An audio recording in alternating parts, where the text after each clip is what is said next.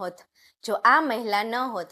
આ છે ભારતની પહેલી ફિલ્મ એડિટર, પણ ઇતિહાસે તેમનું નામ કે કામ નહીં, તેમનો સંબંધ યાદ રાખ્યો। તેમનું નામ હતું સરસ્વતીબાઈ ફાળકે। 1912માં જ્યારે દાદા સાહેબ ફાળકેએ ભારતની પહેલી ફિલ્મ બનાવવાનું સપનું જોયું ત્યારે લોકોએ તેમનો મજાક ઉડાવ્યો, અહીં સુધી કે તેમને પાગલ પણ કહ્યું।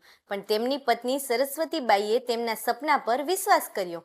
તેમણે પોતાના દાગીના પણ વેચી નાખ્યા જેથી જર્મનીમાંથી ફિલ્મ બનાવવા માટેનો કેમેરો અને જરૂરી સાધનો ખરીદી શકાય।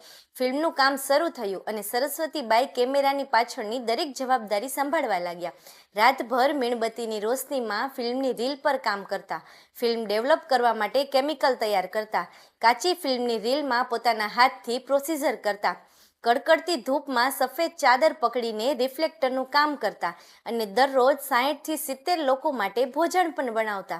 1913માં રાજા હરિશ્ચંદ્ર ફિલ્મ રિલીઝ થઈ અને ભારતીય સિનેમાના ઇતિહાસે નવી દિશા લીધી।